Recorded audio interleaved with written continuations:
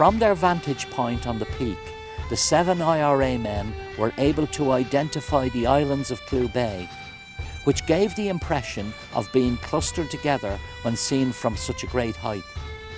Below them, glistening in the reflected light, was the whole history of the district. Some of them could supply memorised fragments, which, in a folklore territory, went back to medieval times.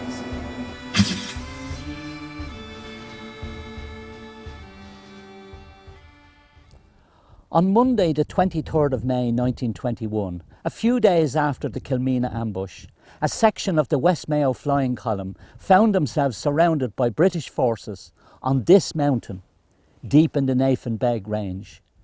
The West Mayo Flying Column were an elite active service unit of the IRA, supported by local volunteers and Cumann. This was their homeland, and they were at war with the British Empire to attain its independence. The next few months would determine the future of the fledgling Irish Republic.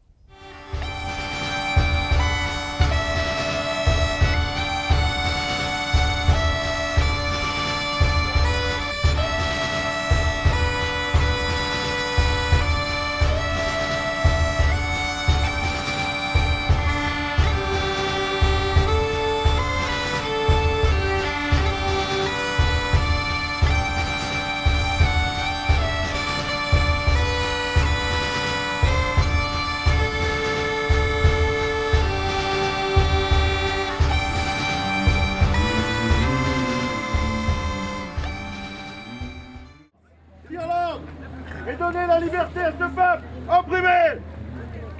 Vive la nation! Vive la nation! In Mayo, the history of the 1798 rebellion and the memories it embedded in the people's perception of their relationship to authority and to British rule added to the Republican desire for an independent Ireland. The assertion of Irishness that began in the late 19th century had its roots in movements like the Young Irelanders, Fenianism, and those who fled the famine to America and who held on to songs and stories of their homeland. These were retransmitted to Ireland in the late 19th century. In 1893, Cumann and Gaeilge, the Irish language movement, contributed a sense of identity to those who wished to invoke their separate Irishness. Indeed, Owen MacNeill, a founder member, was also to be the leader of the Irish Volunteers. Many of the 1916 revolutionaries were members of Cumann and Gaeilge and the GAA and other such organisations. The Abbey Theatre was founded in 1904 to promote Irish drama. Yeats, Synge, O'Casey and others availed of this opportunity. And so the rapid social and cultural changes of the late 19th century inspired the people to an awareness of their separate Irish identity.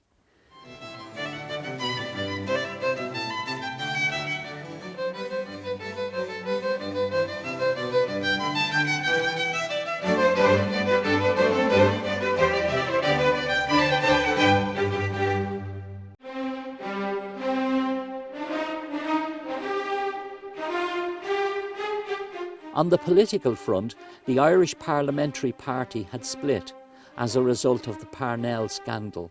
Some supported the Home Rule Party leader, while others took a more conservative view. 1905 saw the formation of another small party, Sinn Féin. They would be denied electoral success till the 1918 election, but from there on would play a major role. Many held them responsible for the 1916 Rising, though as an organisation they had not taken part. However, by 1917 they had 112,000 members.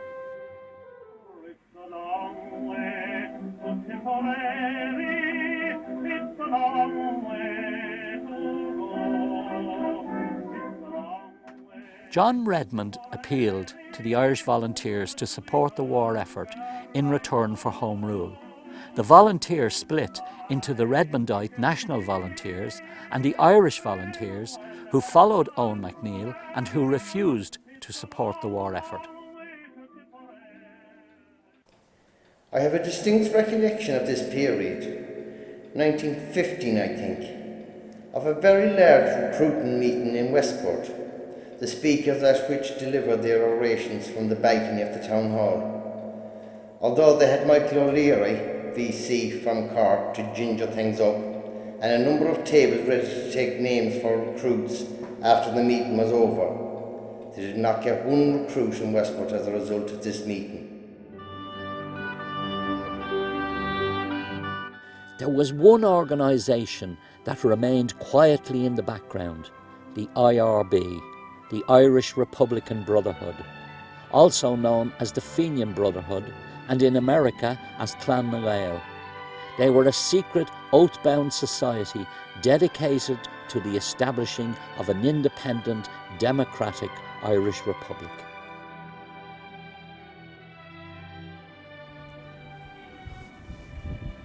Michael Moran of Castlebar became a member of the Volunteers in 1913, and they held their meetings in the Father Manna Sweeney Memorial Hall in Newport.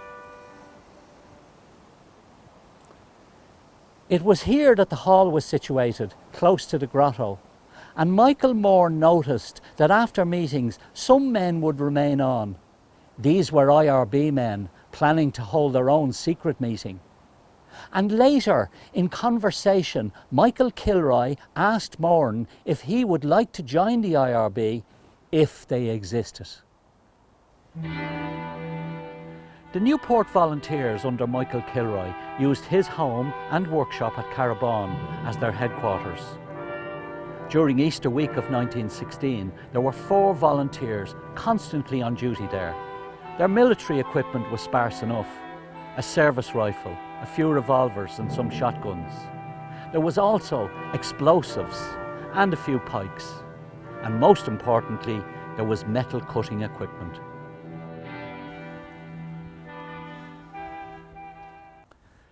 This is the site of the former railway station at Newport. Michael Kilroy proposed to armour plate a car using metal from one of the bridges here. It was then his strategy to lead a motorised column to Athlone and to destroy the bridge across the Shannon. In July 1914, 900 Mauser rifles were landed in Hope by Erskine Childers from his yacht, the Asgard. Some of those rifles found their way to Mayo. The volunteers had other plans to procure additional weapons. We made a survey of the district for arms, and we decided that, as there were several British soldiers at home on leave from the war carrying rifles, we would relieve them of these before they returned. We raided all their homes with fairly good success.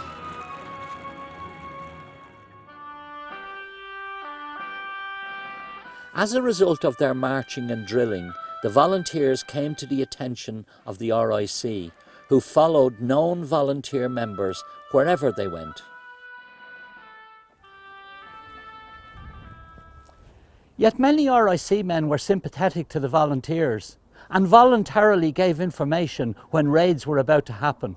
Indeed, many of those RIC men had resigned from the force before the conflict began in earnest. There were 6 RIC men and an inspector in the Newport barracks. It would be one of the targets for the Newport battalion during the planned Easter Rebellion. On Good Friday of Easter week, Michael Kilroy took Michael Moran to a house south of Westport, where an IRB meeting was taking place. Joseph McBride, brother of Major John, the revolutionary, was chairman, and those present were required to take an oath of allegiance to the Republic. At that meeting, they were informed that there were to be 3 days of manoeuvres and that action was about to start.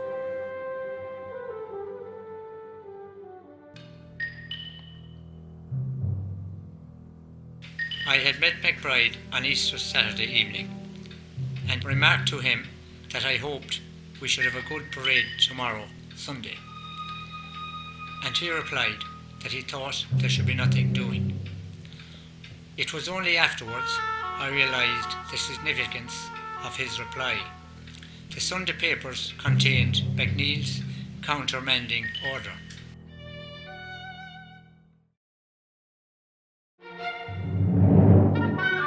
Volunteers completely deceived. All orders for tomorrow Sunday are completely cancelled. Thus wrote Owen McNeill to countermand the planned rising. The Irish volunteers had been planning to hold peaceful manoeuvres, but on Easter Saturday, McNeill discovered that a group within the organisation, led by Padraig Pearse, had secret plans to launch an armed rebellion. Furthermore, on learning of the arrest of Roger Casement and the loss of the promised German arms, McNeill was against any rising, believing it to be doomed to failure. This came as a tremendous shock to the Newport volunteers. Kilroy had no choice but to dismiss the men, but he did ask them to be prepared to get to their appointed places on receipt of the order to do so. The order never came.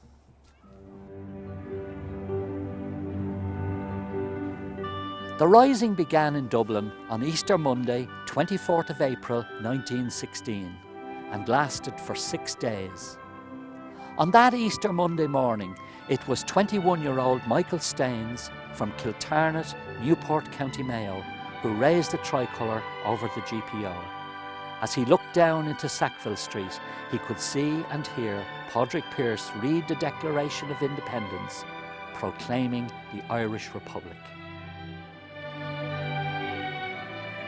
Risings were planned for many parts of the country. In Galway, for instance, Liam Mellows was to lead the rebellion, but it was never clear what they were supposed to do, and so their efforts came to naught, and they dispersed and went on the run at the end of Easter week.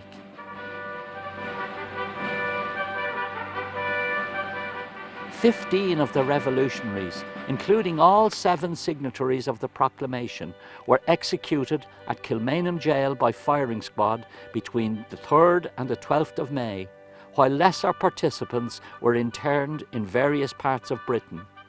As W.B. Yeats the poet put it in words forever to be remembered, a terrible beauty is born."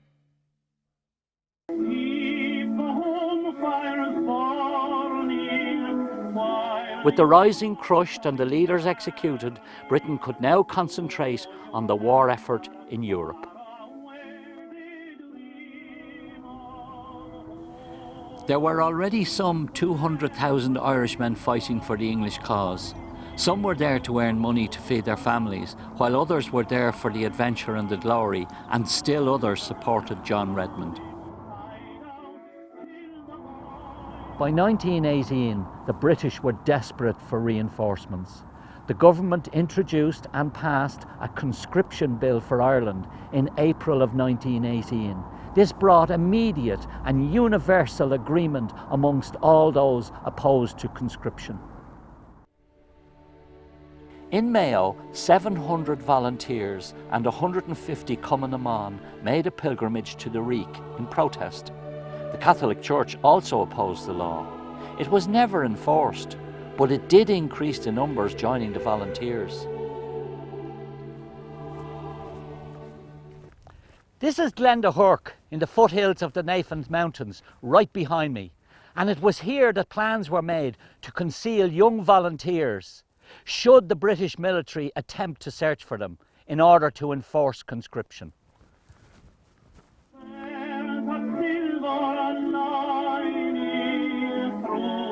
Despite all the protests and actions, it mattered little.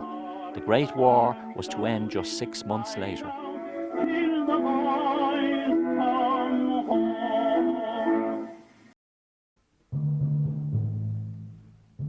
As a result of the failed Easter Rising, there were over 3,000 men and 100 women interned in Frongach and other English prisons. And while there, they got to know each other and where they came from, and they also trained in revolutionary methods and organisation. The time was fast approaching when this revolutionary elite, schooled in these prison camps, would take up arms in the next phase of the struggle for independence. By December 1916, most of the prisoners were released from internment. Many of them were members of Sinn Féin. They immediately began to politicise the struggle for independence. It soon became clear that Sinn Féin were positioning themselves to establish an independent Irish Republic. In early 1918, Richard Mulcahy was appointed Chief of Staff of the IRA, and Eamon de Valera President of the Volunteers. For their part, the British established a royal commission that pointed up the failings of the Irish administration, but did nothing to change it. In fact, Ireland was discussed only once at the weekly cabinet meetings between June 1917 and March 1918. And all the while, young IRA men, with the support of Cumann, were preparing for a new confrontation with the British establishment and its military in Ireland.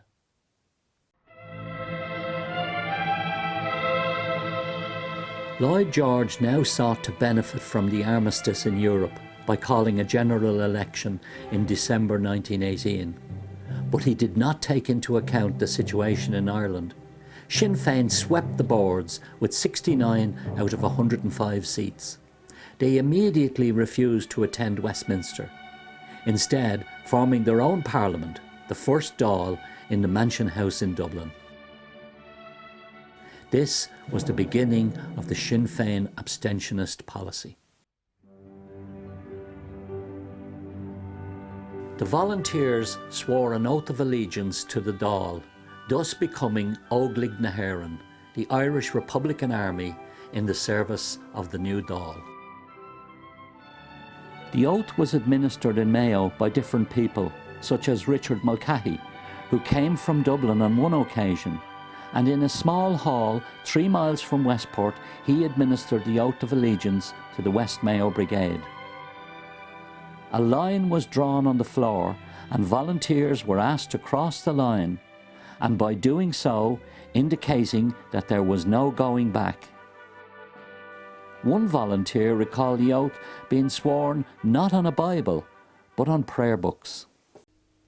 I, Tom Kittrick, do solemnly swear that I will not yield voluntary support to any pretended government, authority or power within Ireland. And I do further swear that I will support and defend the Irish Republic and all Ireland against all enemies, and I will bear true faith and allegiance to the same. And that I will take this obligation freely without any reservations, so help me God.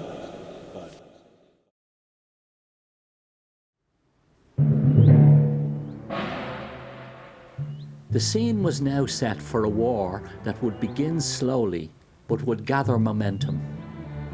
As a result of IRA activities in 1920, Lloyd George, the British Prime Minister, assented to martial law of the most stringent kind, and also to counter-terrorism measures.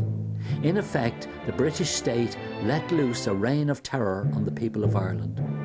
Major General Hugh Tudor would unleash the Black and Tans and the auxiliaries. The British government had cried havoc and let slip the dogs of war.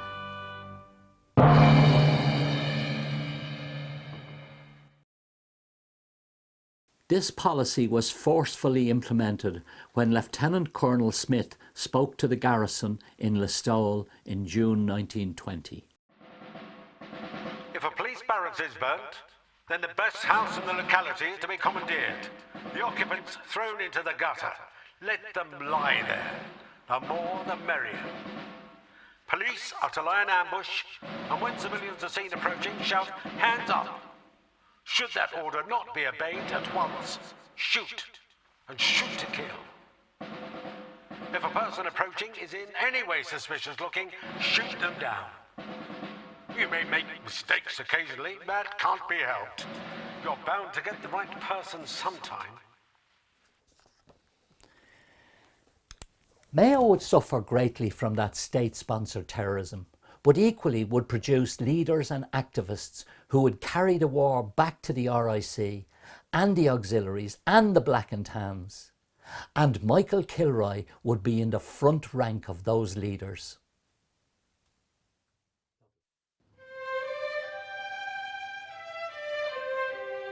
Michael Kilroy was born in Derrylahan townland near Newport. He moved to his grandparents' house in Cloneshel, and from there he attended Coolmore National School, where he was taught by Martin Casey. Casey had a major influence on the young Kilroy, imbuing him with a sense of Irishness and a love of its history. Michael became a carpenter and coach builder and set up his own business in Newport. In January 1921, he took command of the West Mayo Brigade of the IRA. He was a strict commander and a quick learner, as shown in the aftermath of the Kilmina ambush. After the Civil War, he entered politics, eventually becoming a TD. He died in 1962.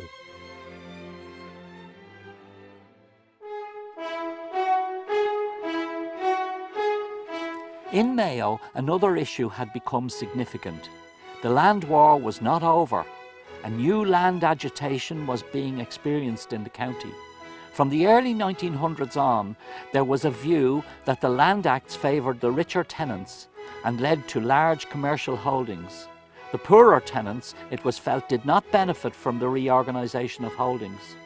There were many cattle drives in Mayo during 1917, when, usually at night, groups of men, Irish volunteers for the most part, would drive cattle from their fields, often leaving them to wander the roads and boreens, or indeed to drive them farther afield and sell them on. By the summer of 1920, the shadow Sinn Féin government had established the Irish Republican courts. They operated alongside the English court system. They were very successful, especially here in Mayo, in the area of land and cattle drives. They strove to apply justice in the light of the 1916 proclamation, and the underdog wasn't always successful. The emergence of people like Conor Maguire, who was first elected to Mayo County Council in 1899. These lawyers, councillors and judges would slowly assume the powers of the English court system. By July 1920, the conventional court system had collapsed, with no cases coming before them. Conor Maguire was later to state, "It is not easy to understand how we were allowed to get away with it. These Republican courts did far more damage to the prestige of the English government than any assassination ever did."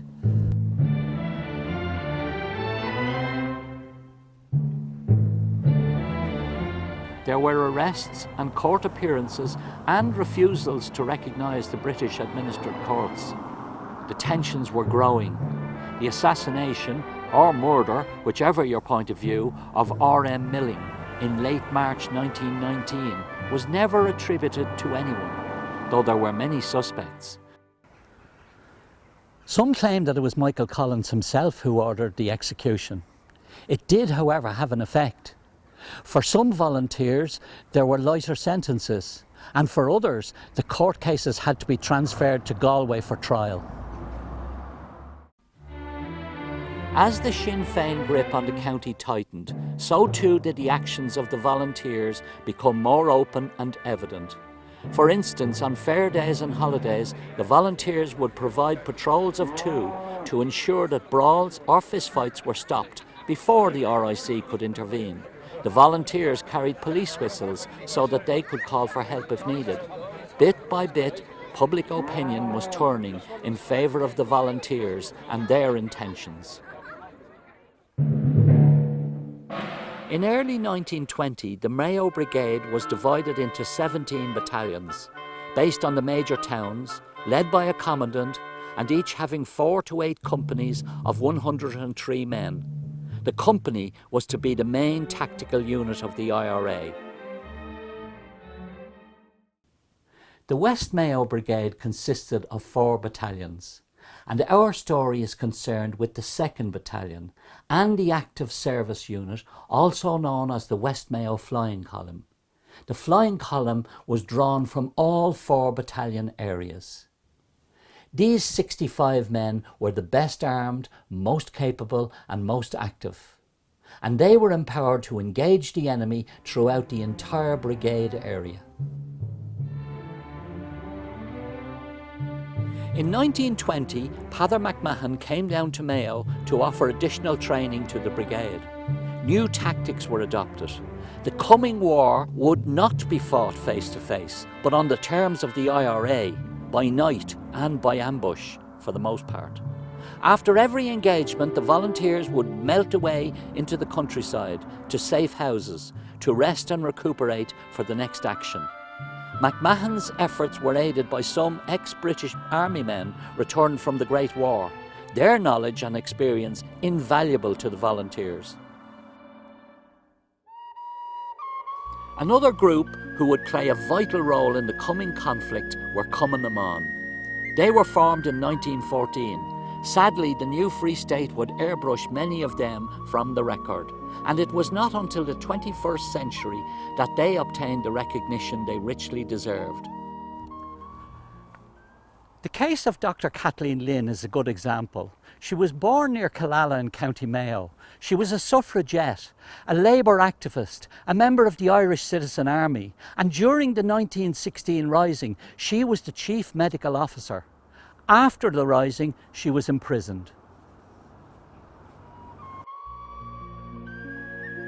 In later years, her career went on to great success when, with Dr. Noel Brown, she would be instrumental in setting up St. Ultan's Hospital for Infants in Dublin. There were many unsung heroic women in Mayo. There were branches in Glenhest, Brocka, Kilmeena, Shramore and Tirnar, as well as Westport and Castlebar. This was repeated all over Mayo. Cumann promoted symbols as part of the national struggle. Flags and banners were popular during the 1798 rebellion and the Fenian Rising of 1867. In 1848, the tricolour was brought from France to Ireland by the Young Irelanders. The 1916 rebellion and the raising of the tricolour made that flag an important symbol once again. The Tirnar banner is a great example. Commissioned by the local volunteers and Cumann, the banner made its first appearance in 1917. One side depicts Padraig Pearse, while St. Patrick is featured on the other. These flags and banners were usually paraded on feast days, such as St. Patrick's Day and again at Easter. They had a huge effect on people, instilling a sense of their heritage and identity. For this reason, the authorities feared them and made every effort to confiscate and destroy them. Raids were carried out in local communities, but the custodians of the banner were always one step ahead to thwart their efforts. Cumann would be the backbone of the coming war. They would carry messages, tend the wounded, comfort the injured, and hide the arms. They would be the unsung heroines of the War of Independence, always alert to the possibility of danger, suffering humiliations at the hands of Black and Tans, having their homes wrecked and burned, and finally, in the New Ireland, forgotten and removed from recognition. By 1920, incidents were occurring in various parts of the county, such as the raid on the income tax office at Claremorris. Skirmishes also occurred at other places, such as Clogher, or here at the Red Bridge on Altamont Street in Westport. The West Mayo volunteers were anxious to engage with the enemy.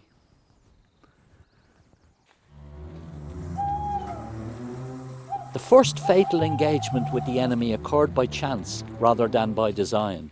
On March the 22nd, 1921, Michael Kilroy, Joe Ring and Brodie Malone were confronted by a sergeant and 3 constables as they walked a quiet boreen just off the Westport Road near Carroll Kennedy. Shooting began immediately with Peter the Painter's, used by the Flying Column men. These were Mauser revolvers. Only 9 feet, the width of the road, separated the combatants. Those with the most desire to live would be successful. The fight ended well for the volunteers. Michael Kilroy wounded the sergeant, a man called Coughlin, and he died later. Michael himself stated that I regretted this very deeply afterwards.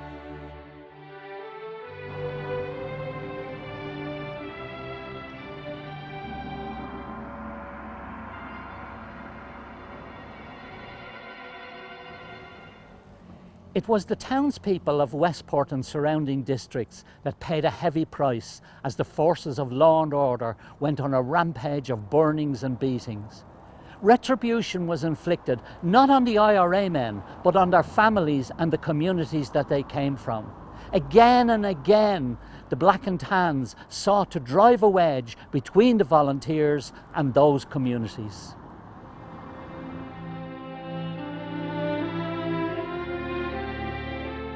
Some villages stand out for their support of the West Mayo Brigade. Ahagour is one of them, as was the area around Aughty and Drummond.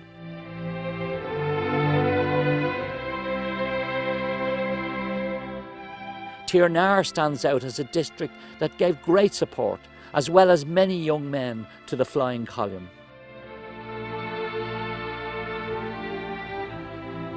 Brocca was another. Shermore and Skerda was a strategic location in the heart of the Navan Mountains where families sheltered many a volunteer.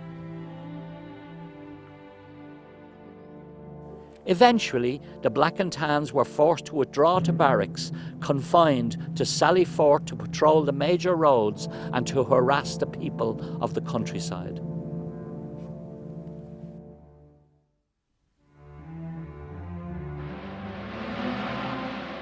On the 3rd of May, the first major ambush in Mayo took place in Tourmakeedy, under the leadership of Commandant Tom Maguire. The South Mayo volunteers succeeded in killing a number of RIC, as well as Black and Tans and military. Maguire himself was wounded, but managed to escape despite major troop searches of the Partry Mountains. This monument was erected to the memory of IRA volunteer Pádraig Feehan. He had travelled from Ballinrobe to join Tom Maguire. He was arrested by the Black and Tans and shot on this hillside, execution style. The Tourmakeedy ambush must have given great impetus to the West Mayo Flying Column. However, on Friday the 6th of May 1921, 2 young Island 80 men lost their lives to the Black and Tans while they were preparing an ambush here at the Big Wall.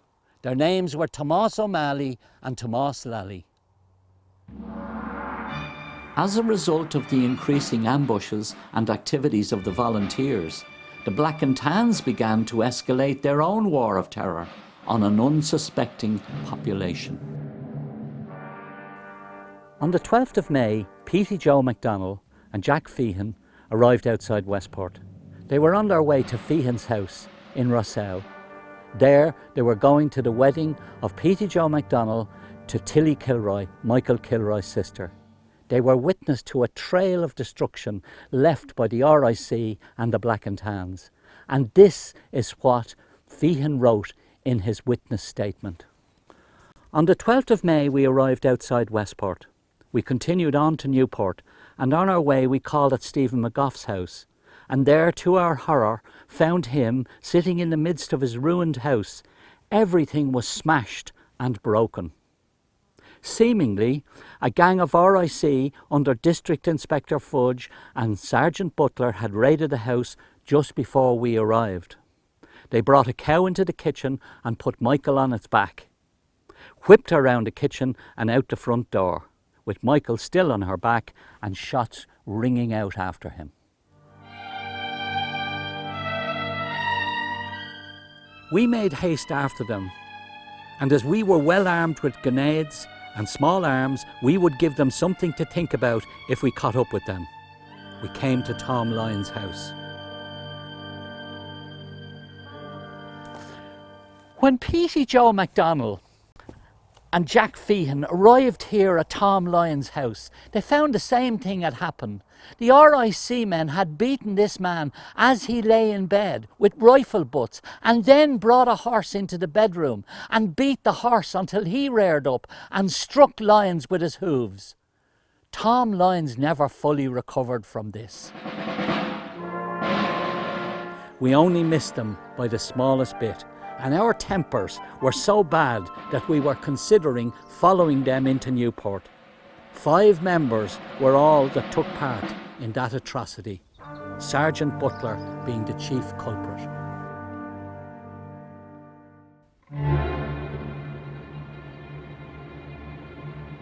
We continued on to the house of Oney Kane near Newport and found only his sister there, very badly shaken, for the raiding party of RIC had left their mark here too. They pelted him and beat him insensible. They retired to the rear of the house, probably considering shooting him. And when he escaped to the house of James Geraghty, who saw his condition, sent for the priest. And that priest was the Reverend Canon MacDonald, who was later to write, "It was an orgy of demons on the morning of the Lord's day. Their savagery was superlative."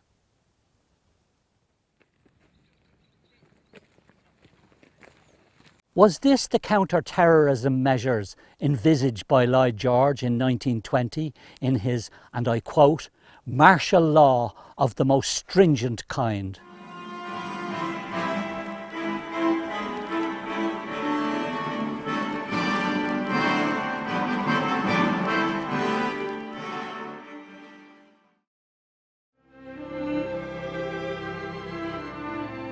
In the midst of the strife and turmoil, there were the ordinary events that marked the lives of many of the participants.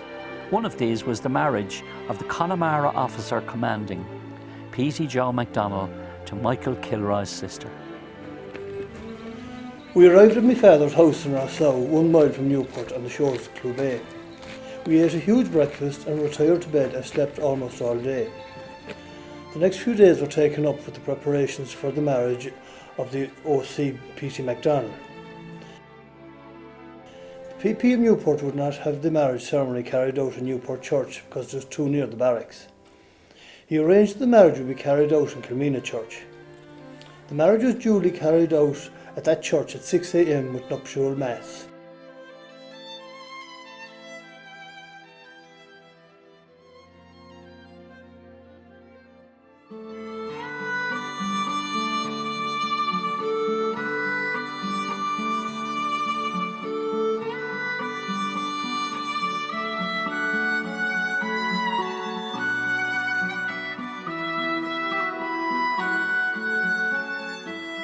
Do you, Peter Joseph, take Matilda to be your lawfully wedded wife?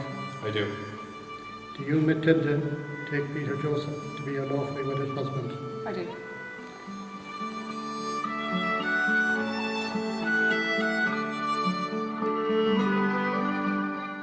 I now pronounce you man and wife. You may kiss the bride.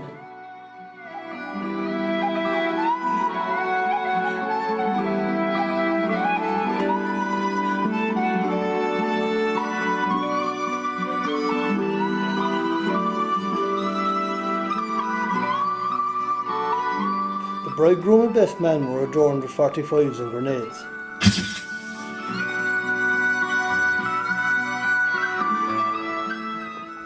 The wedding breakfast was partaken at my father's house in Rousseau, and Mrs. MacDonald and our friends returned to Derrylahan, where her husband and I joined them later that night.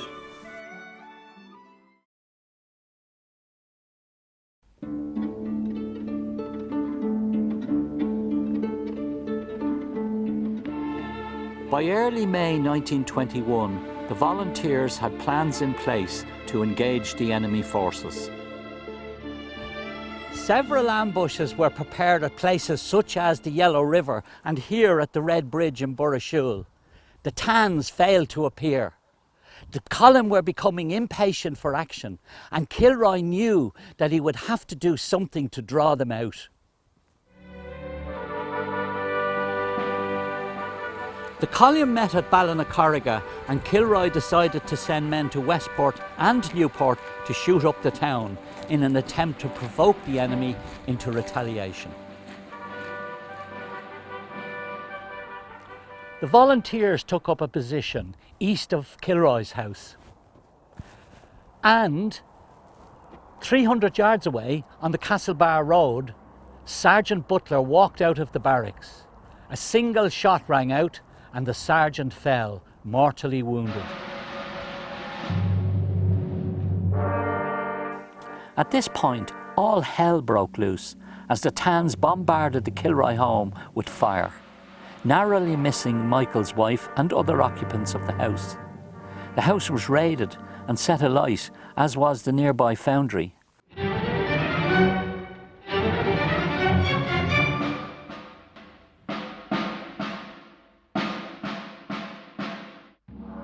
Michael's brother John's shop in the town was raided and all goods destroyed.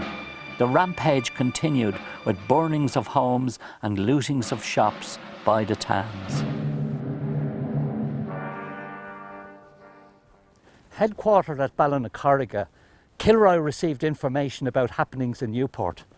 Immediately he gathered the column together and headed for here, for Brocca.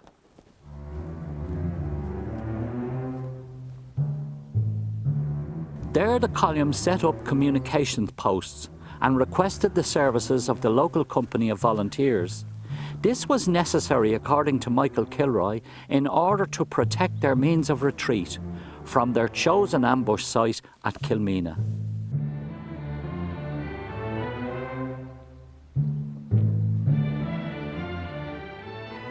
The men set off at early light. Kilroy was worried about the non-arrival of the men sent to Westport. 8 experienced riflemen, including Vice Commandant James Malone and Captain Johnny Duffy, Tommy Heavey, Jimmy Flaherty and Joe Ring. Likewise, those who had gone to Newport failed to return, for whatever reason.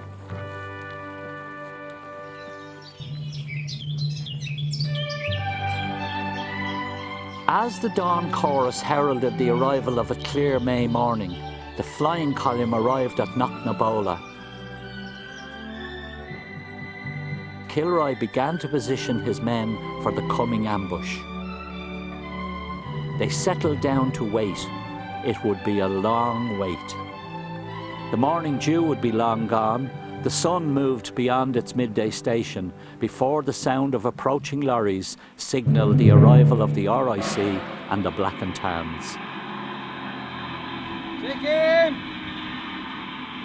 Fire!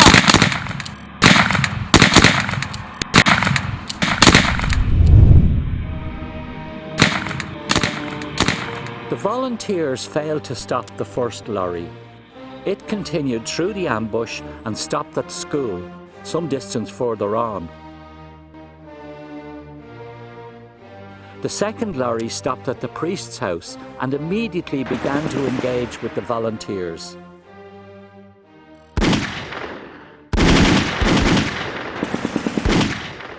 As the afternoon wore on, murderous volleys were exchanged, punctuated by the rattle of the Lewis machine gun.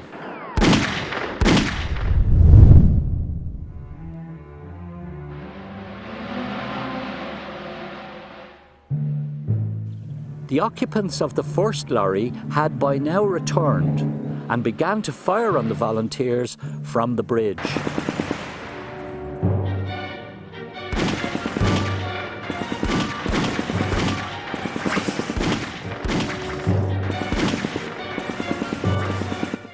At this point, the volunteers began to take heavy casualties.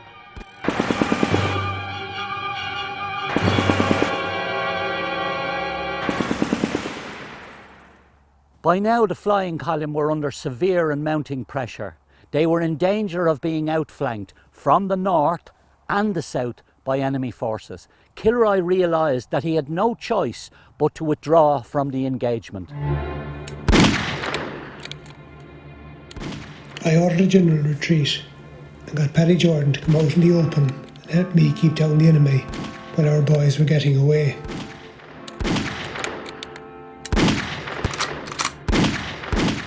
There was much blood on his face, but I thought it was from briar scratches and he did not complain to me. We remained there for about half an hour.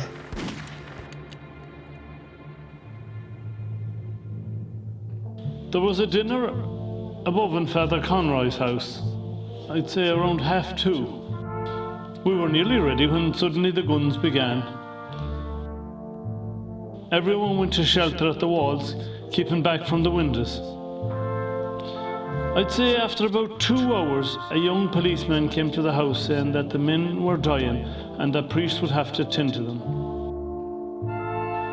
Michael Welch and myself said we were willing to go. We went out across the road and up on the hills. A sergeant of the police was with us, and we had to bend down every so often because the bullets were still coming.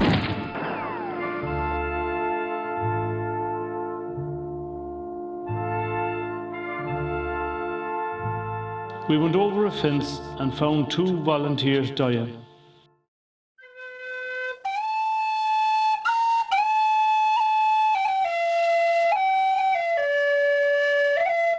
We were in time, thank God, to anoint them, but they died before our eyes.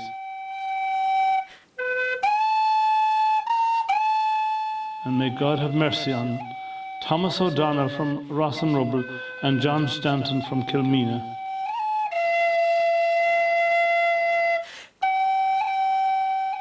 I was told then that there was another man lying further on, and as I went to attend him, a tan put his gun to my chest, threatening me with death. He was shaking with fear, but when the sergeant saw him, he began to curse him and ordered him to pull back his gun.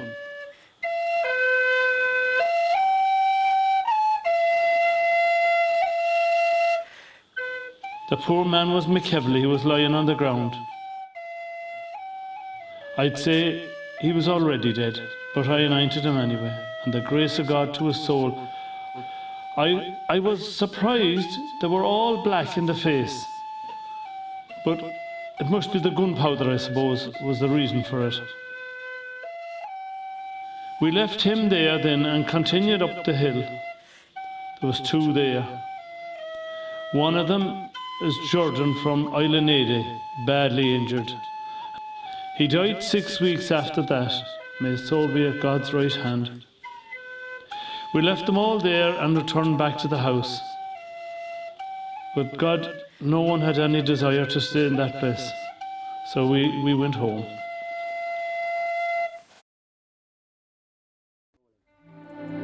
By evening, quiet had returned to those green fields around Cluneen. No more could be done. There were wounded to be cared for, dead to be mourned, and other days to prepare for. What began as a planned engagement with enemy forces, and began in confidence, it must be said, ended in defeat and retreat. It is easier now with hindsight to weigh up what went wrong. No one in the active service unit could have anticipated Inspector Donnellan's tactic of separating the black and tan and RIC vehicles in the column. This allowed them to almost outflank the IRA and caused enormous problems for them. Michael Kilroy was missing 11 of his best men. These had gone to Westport and to Newport to cause provocation to the barracks there. They were also his best armed and best able. Kilroy must have pondered these events, and like all good generals, he learned valuable lessons. We remember those who died there. Captain Seamus McEvely of Castlebar, Tomás O'Donnell of Castlebar, Sean Collins of Westport. Paddy Jordan would be the last to die of his wounds a few weeks later. And we remember too those wounded and captured. Captain Paddy O'Malley of Newport, Thomas Nolan of Castlebar, and John Cannon of Westport.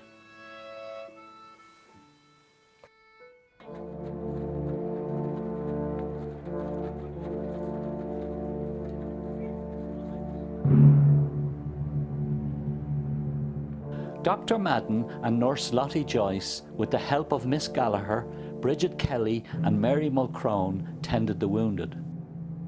But time was pressing. The volunteers needed to get out of the area. It now fell to the local company to guide them across country to safety.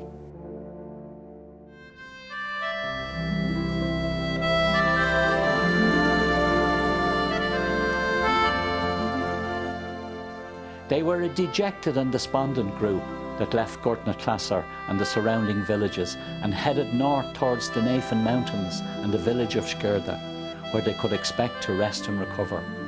The men's expressions wore a mask of dejection and pain. Their faces were blackened by gun flash residue. Their varied uniforms were muddied and torn, and yet they held themselves proud, each one in his own private world, mourning the deaths of comrades lost in the heat of battle. Kilroy knew he would have a job to do to reinvigorate his men. Little did he know that the opportunity would arise sooner than he would expect. The darkness of night enveloped the men, giving them security for a time. This was a wild and desolate countryside, with only tracks and trails to guide the flying column along. They knew that in the morning at first light, the auxiliaries and the Black and Tans would flood the countryside to seek them out. For the moment, the flying column was on the run.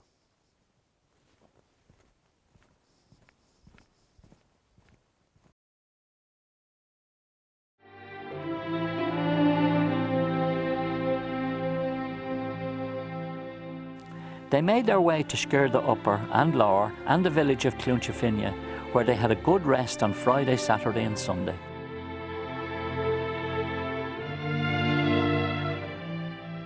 Advice was forthcoming to Kilroy that the column should perhaps take it easy until the harvest was gathered. Michael Kilroy was probably not that anxious to rest up. He wanted another opportunity to engage with the Crown forces. The volunteers wanted revenge for Kilmina.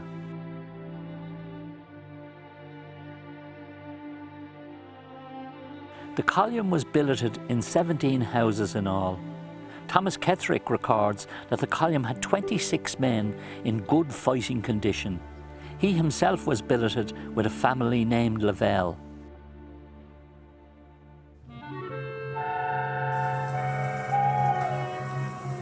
Early in the morning, shots rang out from an outpost, warning of an enemy approach. The RIC had been observed coming down the Tánahugon road. This was, as Kilroy says, about 3:30 in the morning.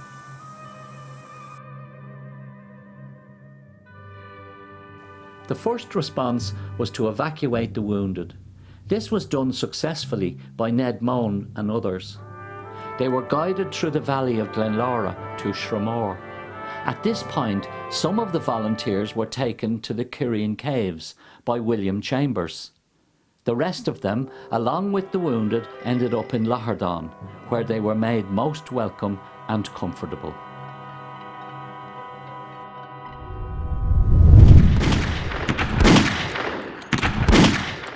For over half an hour, Michael Kilroy and Jack Connolly held off the police force of 24 men. Eventually, Dr. Madden found them, and he, along with Johnny Gibbons, John McDonough, Tom Kittrick and Paddy Cannon, remained to ensure the safe retreat of the wounded and the other volunteers.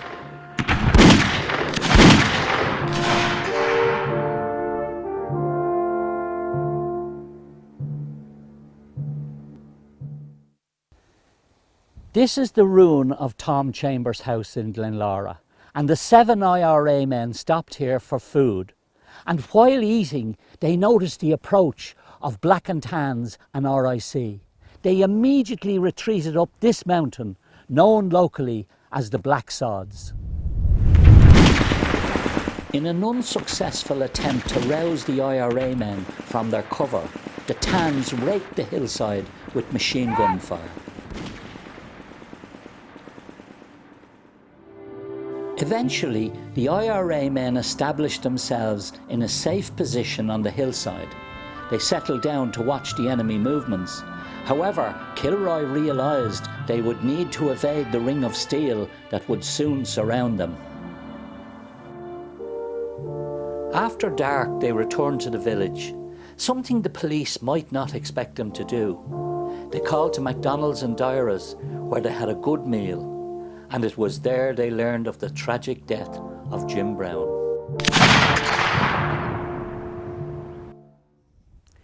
It was here that Jim Brown was shot, while trying to rejoin his comrades. He was a big, brave, quiet man, whose only weapon was a shotgun, and thus he needed to get close to his enemy to engage. This cost him his life.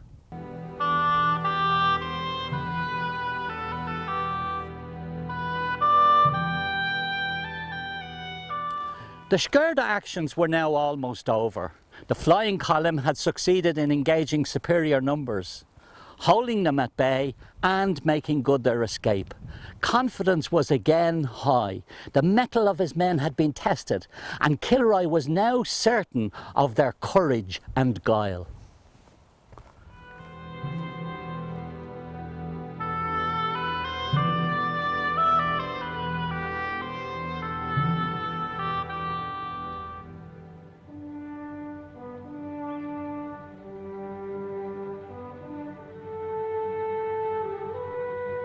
Clady was the next stop for the flying column. It adjoined the townland of Kennedy, and it was here that the West Mayo Flying Column would have their finest hour.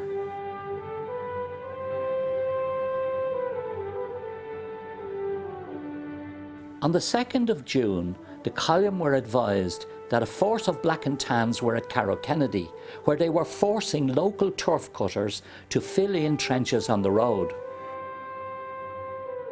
Michael Kilroy observed the goings-on and knew that should the patrol proceed, it would not get further than Erith Bridge, for the volunteers had already blown that bridge.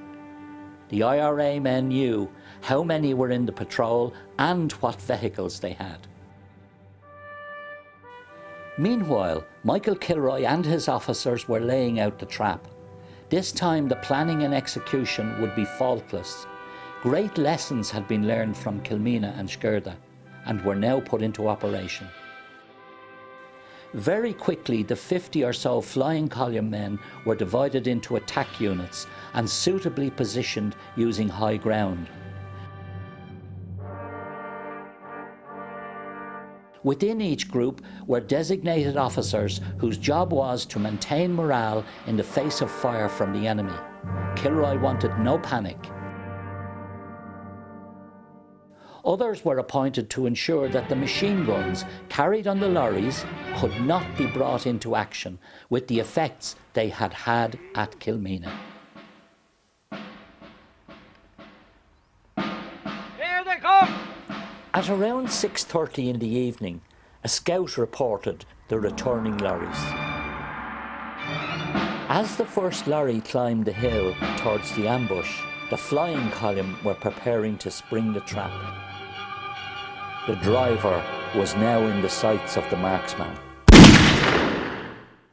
D.I. Stevenson was driving the lead lorry, against orders it must be said. He was shot immediately and died instantly. His lorry stopped right there where the monument stands today.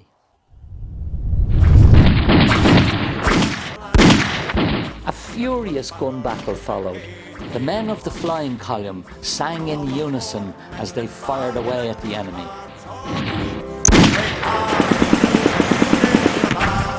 The strains of Kelly the Boy from Cumann rang clear across the valley.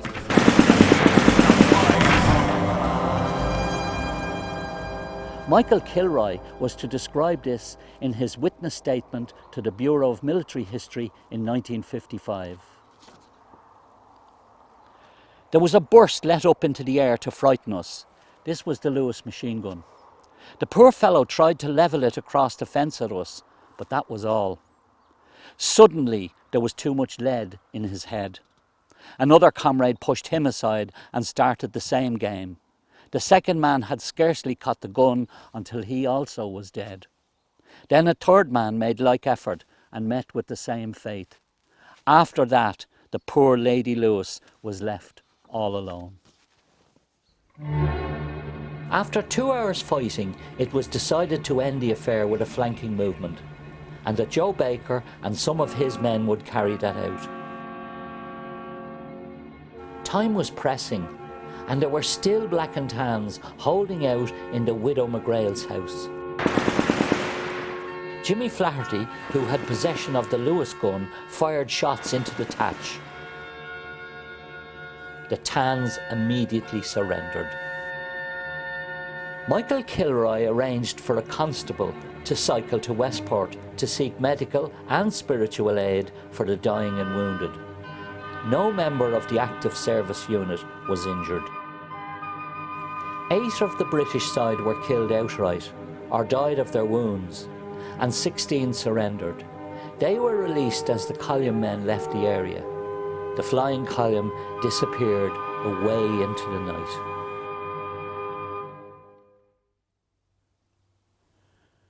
When the engagement ended around 8:30 in the evening and the remaining RIC and Black and Tans had surrendered, the IRA found that they had captured over 28 Lee Enfield rifles, 1 Lewis machine gun, boxes of grenades and over 1,000 rounds of ammunition.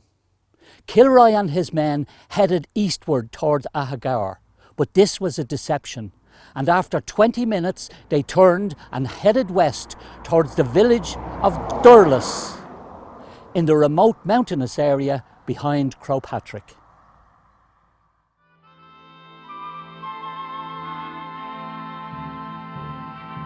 From the 3rd of June until the 11th of July, when the truce would become a reality, the flying column must avoid capture. Thus began an epic journey throughout the entire West Mayo Brigade area. Initially, the column made their way north from Carragh-Kennedy and through the Castlebar battalion area and on to Crumlin in the Burren. And from there, they made their way here to the Windy Gap. The French army had passed through here in 1798, and now the British army were out in force to capture this most troublesome flying column, who had caused so much mayhem and were so endeared to the ordinary people of Mayo. To avoid capture, the flying column continued from village to village and from safe house to safe house.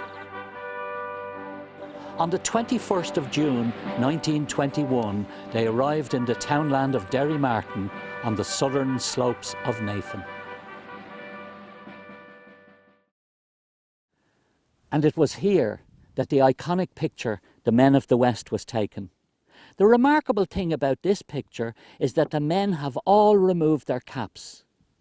This was necessary because the picture was taken at 15 minutes to midnight and required a long exposure to reveal all the detail. The men also had to remain perfectly still. Michael Kilroy remembers for up to 5 minutes. The photograph was taken by Jack Leonard of Crossmolina. A photographer by trade, Jack was also a member of the North Mayo Brigade. His pictures, taken before and after the War of Independence, provide a valuable visual resource for the period.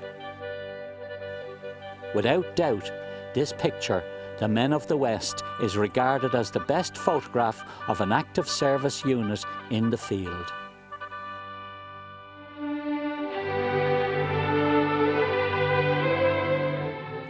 The column moved rapidly throughout the brigade area for a number of days, from Navan to the Windy Gap and on to Crumlin, circling back to Ahagaur.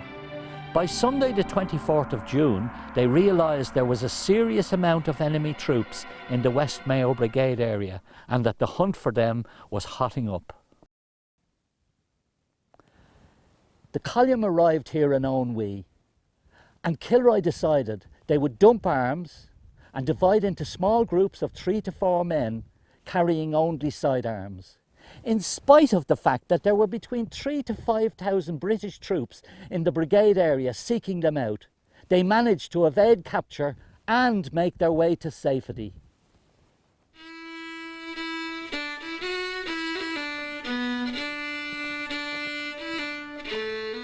Aranenu lá déag the Yule néideagus a fithehain, dos síniag an sus coga. Anish hí na hogli an fila walla dos na balcha na sráid baile agus a geantar féin. Bhíad ar aithnéantathe lena chlán. Bhí cogadh na saoirse thart.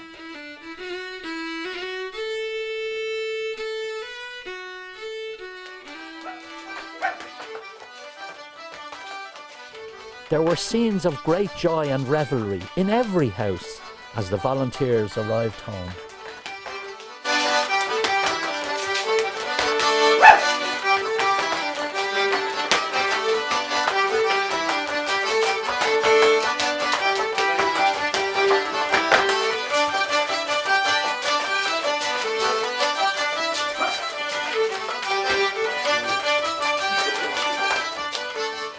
The years that followed would see the fledgling state experience great change. But for now, it was men and women, like those of the West Mayo Brigade and Cumann who would take the flame of hope and with it light the fire of freedom.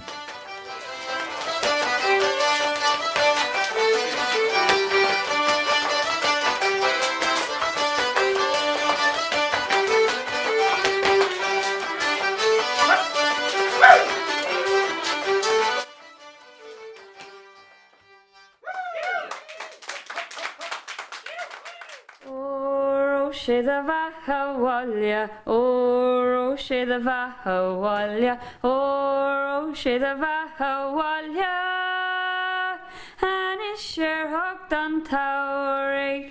Oro Shida Vahawalia, Oro Shida Vahawalia, Oro Shida Vahawalia, and it's sure hooked on towering. Shida Vahavan barley were bear grach to a vein, even the gooey bro, he shellig mirlog, is to jail to lesh na gola. Oro Shida Vahawalia, Oro Shida Vahawalia, Oro Shida Vahawalia, and it's sure hooked on towering. The granualig threel harsolia, ogly garma lemor, gor the guile jigni guile na spanig, is curishig ruig ar gaula. Oro Shida Vahawalia, Oro Shida Vahawalia, Oro Shida Vahawalia, and it's sure hooked on towering. Have we Larry no vert go vec and moramim bio in a year shocked and granualis mila gashki egg fogerch foner gaula. Oro Shida Vahawalia, Oro Shida Vahawalia, Oro Shida Vahawalia, and it's sure hooked on towering.